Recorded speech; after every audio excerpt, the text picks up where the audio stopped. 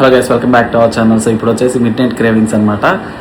బేసిక్గా నేను డే టైంలో డైట్ చేస్తాను అని అనుకుంటాను, కానీ నైట్ వచ్చేటప్పటికి మిడ్ నైట్ క్రేవింగ్స్ కింద ఇంకేదో ఒకటి ఆర్డర్ చేస్తూ ఉంటాను.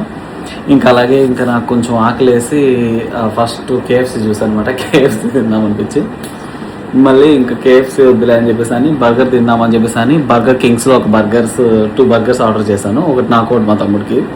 సో వచ్చిన తర్వాత చూద్దాం ఎలా ఉంటుందో. ఫైనల్గా మన ఆర్డర్ అయితే మన ఇంటికి చేరిపోయింది. సో ఇంక నేను పార్సల్ తీసేసుకొని మీదపైకి వెళ్ళిపోతూ ఉన్నాను రూమ్లోకి తినడానికి. మిడ్ నైట్ క్రేవింగ్స్ అనమాట. సో మిడ్ నైట్ క్రేవింగ్స్లో బర్గర్ కింగ్స్ నుంచి బర్గర్ ఆర్డర్ చేసుకొని తింటున్నాము. నన్ను మాత్రం చూపించద్దు, నేను ప్యాంట్ పైకి ఎగేస్తుందా, నేను అది తింటుంది. యాక్చువల్గా మా తమ్ముడికి తినాలని ఉంటుంది, కానీ ఆ కడుపులో సరిపోదు అనమాట తినడానికి. ఒక బర్గర్ ఇస్తే దాన్ని హింసించి సగం తుంచి నాకే ఇచ్చేసాడు, సగం తినేసి. అండ్ ఫ్రైస్ అస్సలు తినలేదు వాడు మొత్తం. నాకేమి ఇది అంత క్రిస్పీగా ఏమి అనిపించట్లేదు. మామూలుగా మెక్డీ, కేఎఫ్సీలో ఉన్న బర్గర్స్ అయితే బాగా క్రిస్పీగా అనిపిస్తుంది. చూడ ప్యాటీ అనమాట, జస్ట్ ఫ్రై చేసేస్తారు ప్యాటీని. ఇందులో అంత ఏం లేదు కూడా బర్గర్ కింగ్స్లో ఇది. సో ఫస్ట్ టైం బర్గర్ కింగ్స్లో తిరుపతిలో నేను ఆర్డర్ చేయడము.